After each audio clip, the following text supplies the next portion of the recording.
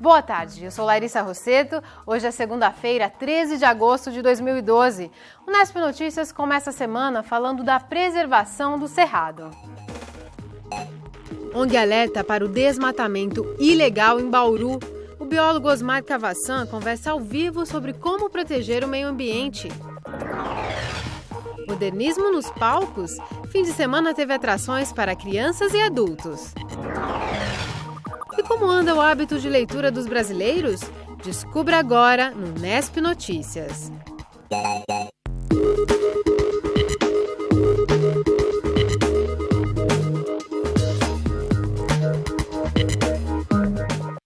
O fim de semana foi dedicado à preservação do meio ambiente. Uma ONG de Bauru realizou um mutirão para recolher o lixo que estava espalhado em uma área de cerrado. Lixo, queimada e a cidade cada vez mais perto da vegetação. Não parece, mas aqui é uma área de preservação ambiental. Esta é a região do córrego Vargem Limpa. O pessoal joga muito lixo aqui também, né? Gabriel tem apenas 8 anos, mas já sabe do perigo dessa situação. O menino faz parte de um grupo de ambientalistas que visitaram as regiões Chácara São João e Giançã, na zona norte de Bauru. Quando você vê essa quantidade de lixo, qual que é a sensação para você? Muito triste, porque muitos animais que vivem aqui estão sendo afetados, assim como rios também. O grupo retirou o lixo e colocou placas para evitar que a população utilize o local como um lixão. Essas placas têm ainda informação de como denunciar desmatamento e queimada. A ONG SOS Cerrado tem denunciado desmatamento de áreas de preservação permanente de Bauru. Essa área, por exemplo, há pouco mais de 3 anos era só mata. Hoje o que se vê é bem diferente. A vegetação característica da área é o cerrado. Esse bioma é ameaçado pela ocupação humana em várias partes da cidade. Muitas vezes, as construções nas áreas de preservação são irregulares. Árvores são cortadas e queimadas sem autorização. Que as pessoas querem fazer loteamento de qualquer forma, né? E aí essa questão aí dos grandes condomínios, etc. Precisamos construir indústrias, mas tem áreas já desmatadas para fazer indústria. Não precisa desmatar o que está preservado.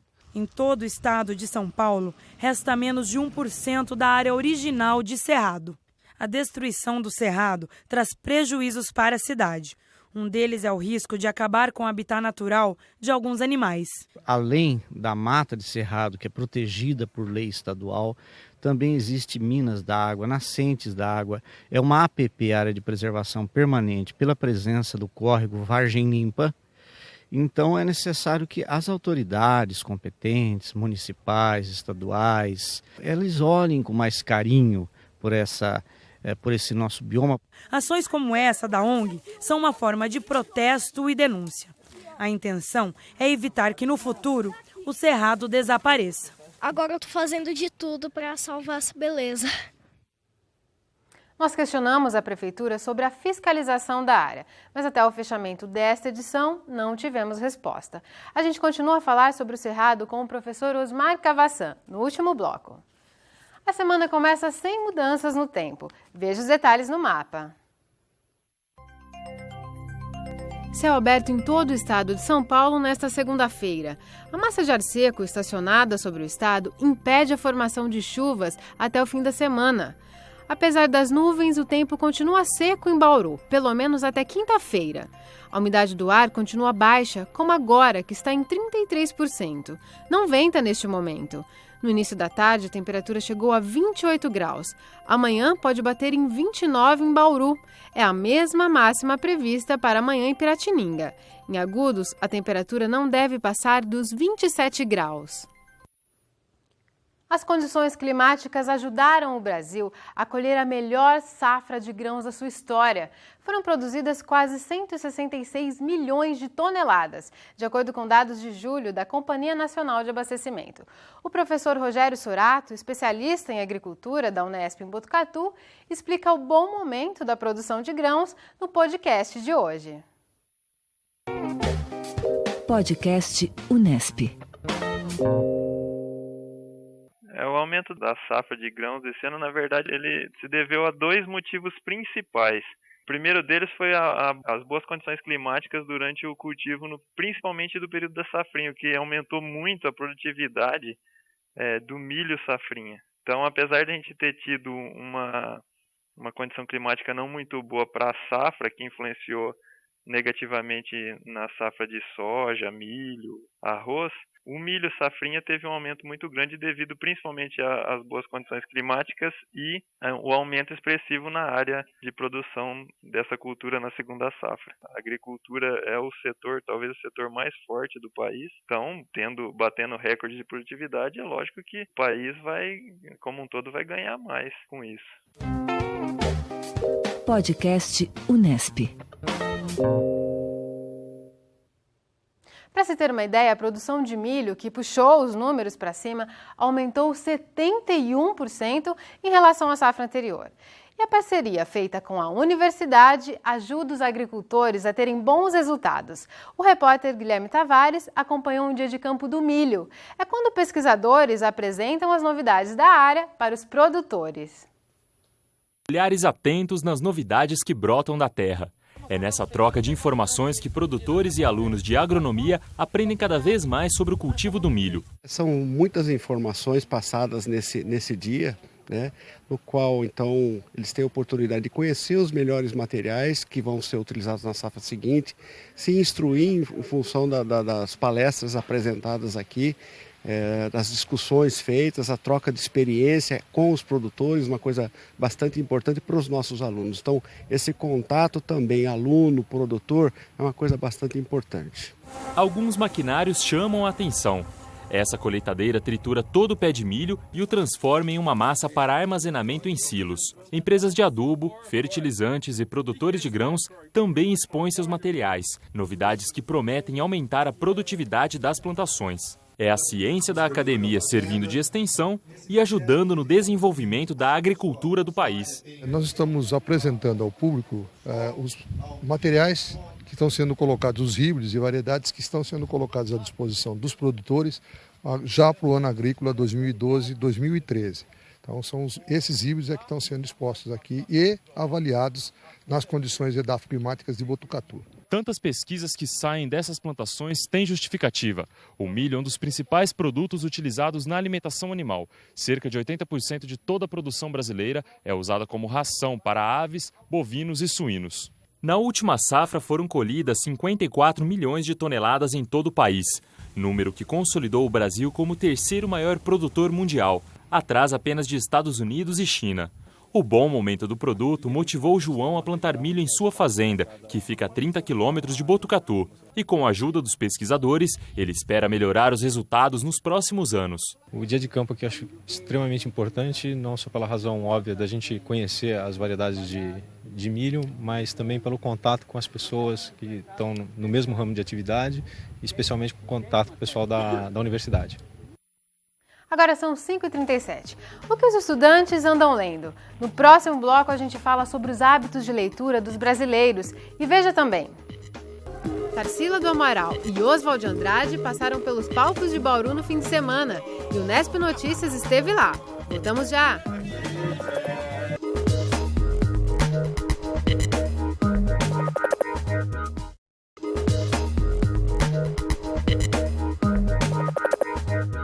O assunto agora é política. Hoje, os vereadores analisam o projeto de lei da Prefeitura que institui o Plano Municipal de Educação para o período entre 2012 e 2021.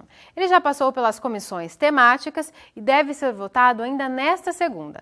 Os vereadores também vão estudar o projeto da Prefeitura que disciplina a atividade de motofrete na cidade.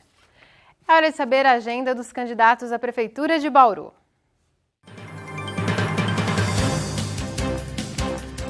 O candidato Clodoaldo Gazeta, do PV, tem partida de futebol com amigos no Jardim Shangri-La a partir das 8 da noite.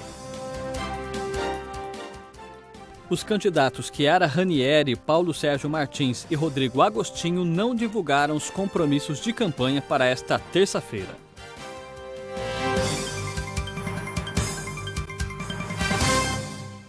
A Bienal do Livro em São Paulo vai até o dia 19 de agosto e é sempre um sucesso de público. Mas esse interesse que se vê na feira não significa que o brasileiro tem o hábito de leitura. Uma pesquisa da Fundação Pro Livro mostra que nossos principais problemas ainda são o pouco interesse pela literatura e a leitura apenas como obrigação escolar. A reportagem que você confere a seguir busca as explicações por trás dos números.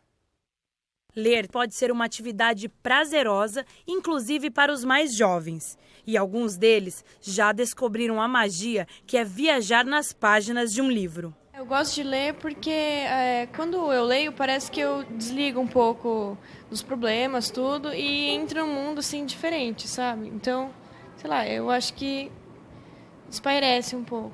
Eu acho que lendo facilita até compreender os assuntos tratados em sala, porque liga o que você está vendo com algo que não é fictício, entendeu? Mas essa inspiração ao ler ainda não é uma unanimidade. Eu leio bastante só os livros que a escola passa, assim, porque eu sei que é necessário. Agora, eu sei que é errado, mas eu acho que tem coisas que eu prefiro fazer do que ler. A pesquisa Retratos da Leitura, da Fundação Pro Livro, revela que Caio não é uma exceção. A média de livros lidos pelos estudantes brasileiros é de 3 em 3 meses, um número considerado baixo. Mas o que será que esses jovens estão lendo? Barca do Inferno. O Céu Está em Todo Lugar. Morte e Vida Severina. Sagarana. Alice no País das Maravilhas. Os alunos dessa escola de Bauru se comportam como a maioria dos estudantes do país. Dos 3 livros lidos pelos jovens, 2 foram indicados pela escola.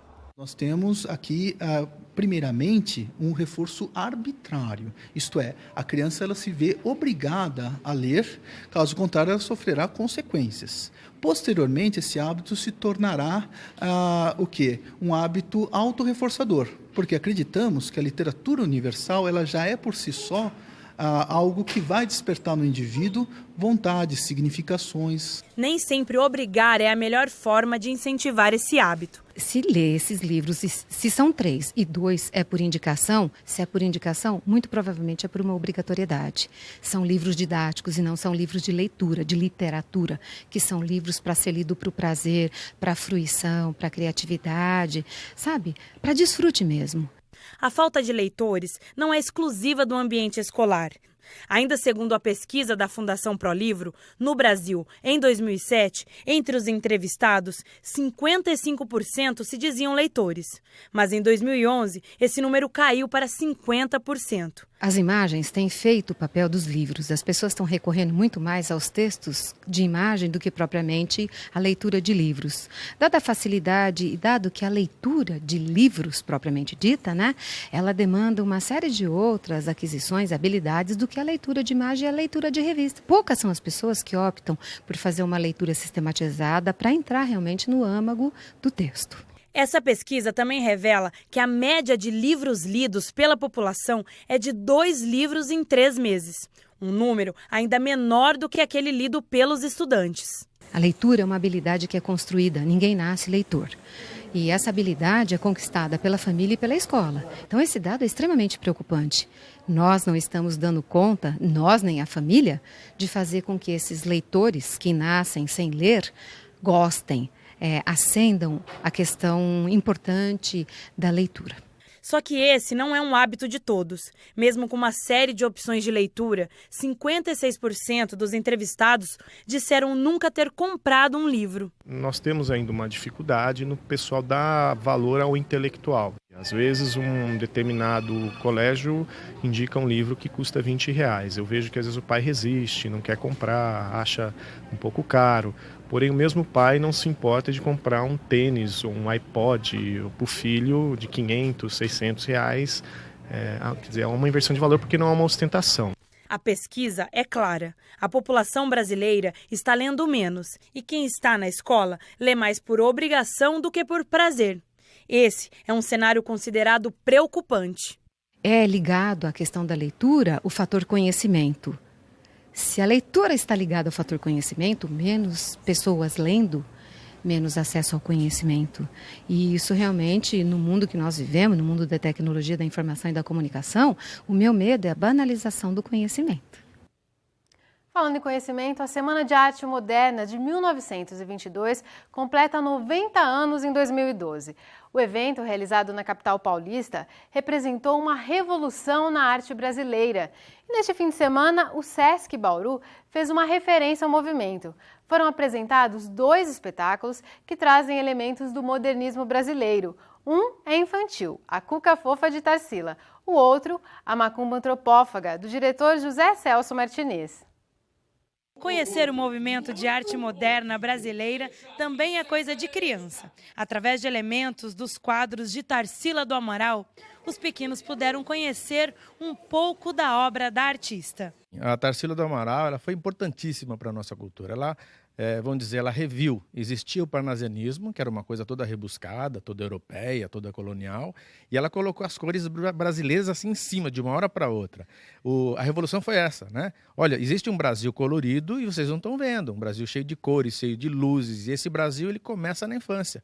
A companhia Articularte dá vida a figuras das telas de Tarsila com muito humor. Quem está em cena são os bonecos, envolvidos numa lenda de amor e de duelo. O famoso Abaporu vira o amado da negra Tarsila. A criança vê, ela acompanha na Cuca Fofa de Tarsila a história de uma heroína. Ela vai em busca do amado que se enroscou, que amava e entrou num duelo de amor e tal. E depois ele se perdeu e ela vai atrás para recuperar o prejuízo e buscar o ser amado. Tarsila é uma das principais artistas do modernismo brasileiro. Ela também visitou a cidade em outra peça teatral. A Macumba Antropófaga, do diretor de teatro Zé Celso, traz a Bauru a experiência do teatro fora dos padrões. Nesta arena não existe público ou atores. Todos participam juntos do ritual que é este espetáculo. São 5 horas e meia de espetáculos e cerca de 70 pessoas envolvidas. 45 delas estão em cena, com pouco texto e muita música. E o povo vai cantar. O mais importante que é fazer cair os tabus, né? Transformar o tabu em totem. Eu acho que esse é talvez a grande característica do Oficina desde sempre, e essa peça fala disso o tempo inteiro, né? Então a pessoa já vem, é bom quando ela vem já disposta a ver seu próprio tabu, porque às vezes a gente nem percebe, né? Conseguir perceber o tabu e conseguir ultrapassar, né? Fazer o tabu virar totem, que é o grande lance da antropofagia. A encenação não foi realizada somente na arena, dentro do ginásio do Sesc. Utilizou espaços diferentes, como a área de convivência e a das piscinas, convidando o público a também viver esse ritual. O diretor José Celso Martinez Correia é o grande líder e um dos criadores do Teatro Oficina, que idealizou essa peça. Ele dirige e também está em cena. Fragmentos. Mais do que angústia. A ansiedade paira sobre o mundo. O Teatro Oficina, tradicional grupo paulistano, surgiu no final da década de 50, com uma linguagem teatral própria. A Macumba Antropófaga representa a retomada da origem do grupo. É uma transcrição de um texto do modernista Oswald de Andrade. A encenação fala um pouco de tudo da cultura brasileira. Tem as cores e a nudez dos índios, coloca em cena nomes consagrados do modernismo, como a Tarsila, e traz personagens de livros, como Macunaíma de Mário de Andrade.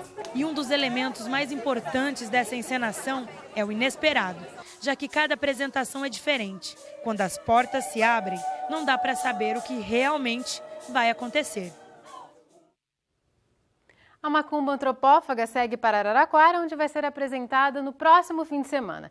Já a Companhia Articularte apresenta mais 2 peças em Bauru. O Trenzinho de Vila Lobos, no próximo domingo, e Portinari Pé de Mulato, no dia 26. Agora são 10:06, logo depois do intervalo, o biólogo Osmar Cavassan conversa com a gente ao vivo. Ele fala sobre formas de preservar o cerrado. Participe! Ligue para 3103-6161.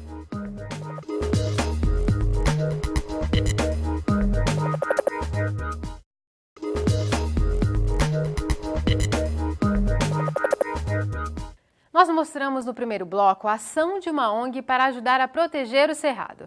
A gente volta a falar sobre esse assunto com o professor Osmar Cavassan, da Unesp em Bauru. Professor, muito obrigada por sua presença. Prazer. Professor, a matéria já falou um pouco sobre a importância de se preservar o Cerrado. Gostaria que o senhor detalhasse um pouco mais, então. O Cerrado é um tipo de vegetação nativa que ocorre no Brasil, é um tipo de savana brasileira e predomina no Brasil Central, mas se estende no estado de São Paulo, inclusive Bauru.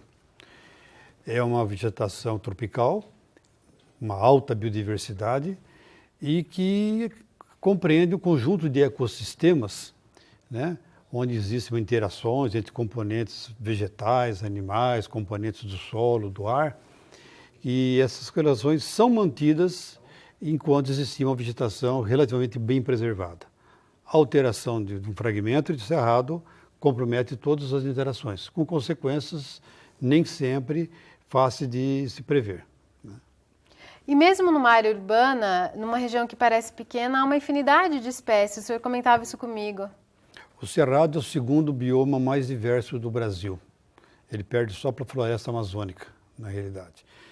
Então, essa alta biodiversidade, nós devemos entender não só uma alta quantidade de espécies.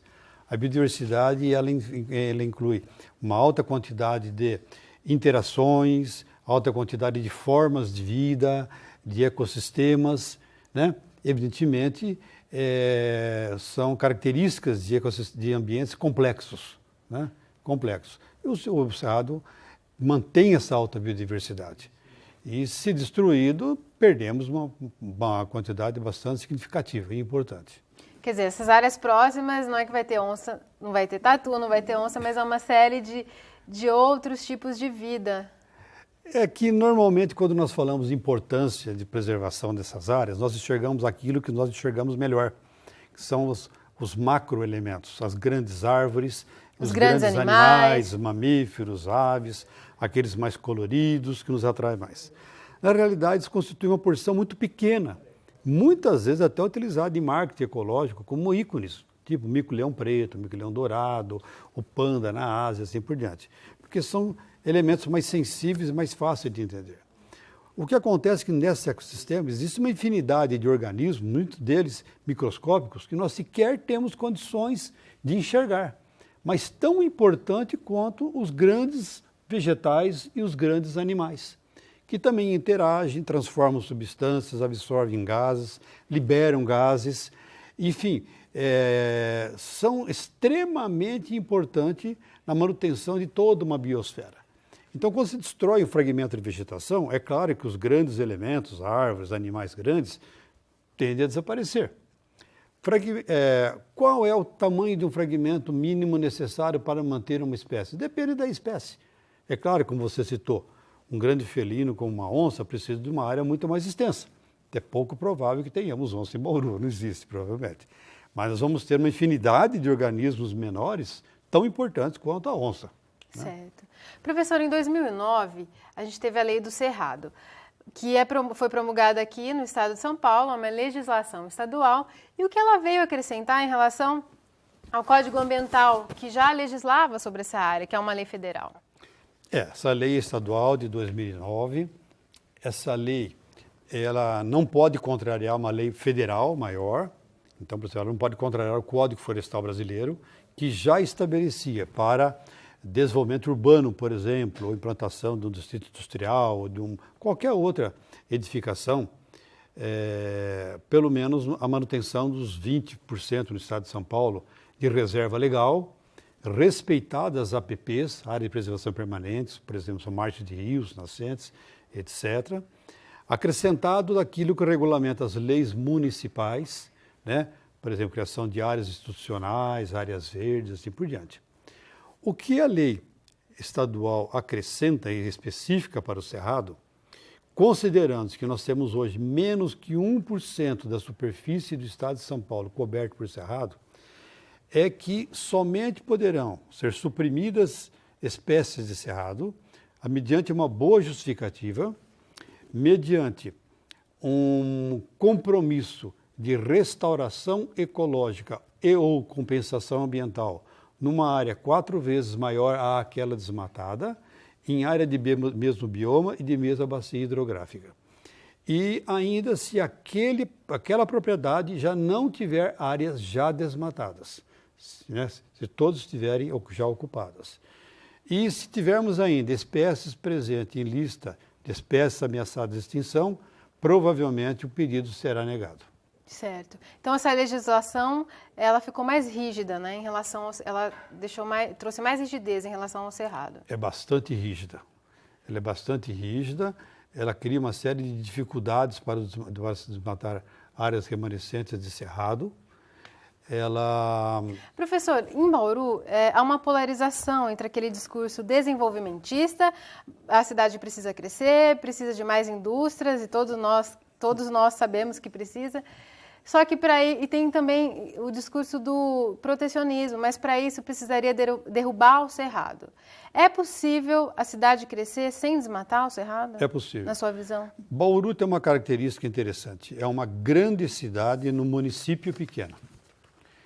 E Bauru possui também uma das maiores reservas de cerrado de todo o estado de São Paulo.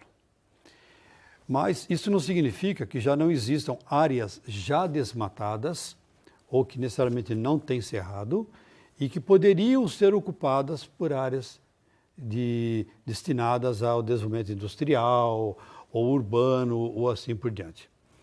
É claro que existem pontos de vista radicais para os dois lados. Dos dois lados, mas tudo isso poderia ser equacionado mediante um bom planejamento, com fundamentação técnica e científica muito rigorosa, onde, a partir de um plano de uso e manejo do solo, se destinariam áreas de crescimento industrial, áreas de preservação e áreas de desenvolvimento urbano. Isso seria possível. Nós não temos esse plano, infelizmente.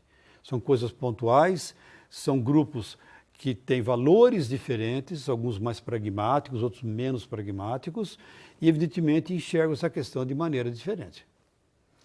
Professor, muito obrigada por suas informações. Foi um prazer.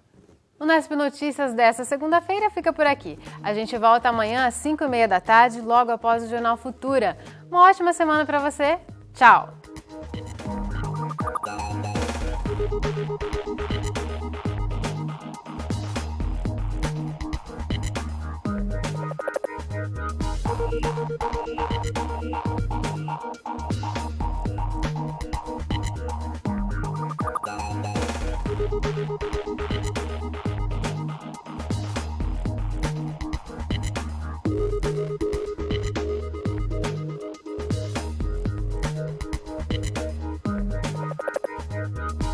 Thank you.